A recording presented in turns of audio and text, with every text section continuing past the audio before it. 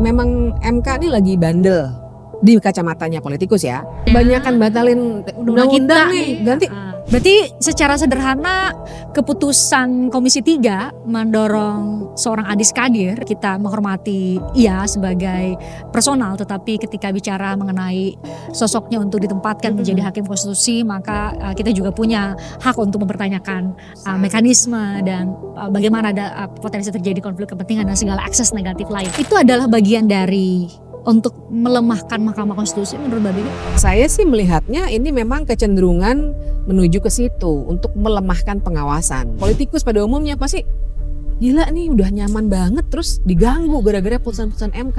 Kalau gitu kita bikin diem deh nih lembaga. Diam dengan mengubah atau mengintervensi komposisi dari hakim konstitusi. Nah itulah, jadi dalam undang-undang MK tidak ada aturan secara tegas. Tapi ada istilah negarawan. Dia udah mundur sebagai pimpinan DPR. Memang nggak ada ketentuan atau pasal yang dilanggar gitu, ya nggak ada. Dia udah mundur properly dari kepemimpinan, dari Golkar bahkan gitu. Tapi kan kita punya pertanyaan seperti itu, kok mendadak kan dibilangnya ya kami pilih karena Pak Adis itu sudah kenal baik dengan DPR.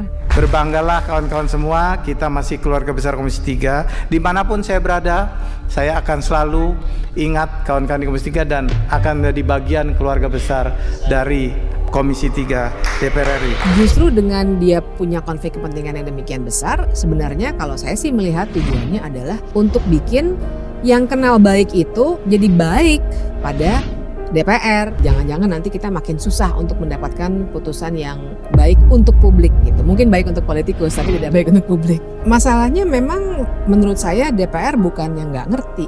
Justru mereka sangat mengerti bahwa mereka bisa memperbaiki maupun merusak desain institusionalnya suatu lembaga melalui undang-undang yang mereka produksi. Makanya dulu Undang-Undang KPK direvisi kan 2019, hancur dah. Menurut saya KPK udah hancur lah kalau kita bandingkan dengan dulu. Soal Bank Sentral, ada juga Wakil Menteri Keuangan yang mengundurkan diri dari keanggotaannya dari Partai Gerindra dan kemudian menjadi Deputi Gubernur Bank Indonesia. Saya setuju kalau ini dibilang fenomena, karena memang menurut saya ini sebuah pola.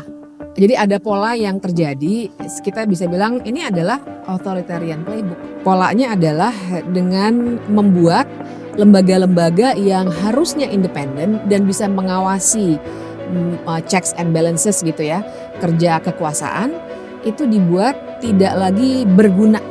Jadi kalau dibilang, oh Deputi Gubernur Bank Indonesia yang baru memang bukan partai politik sesuai undang-undang. Ya tapi kan baru, udah gitu kita tahu dia itu siapa. Ponakannya presiden gitu.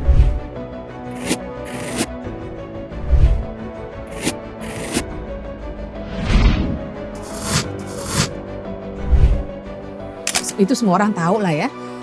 Dan bahkan dia sempat dimagangkan kan, dia ikut rapat Dewan Gubernur Bank Indonesia sebelumnya untuk mengamati, observer gitu.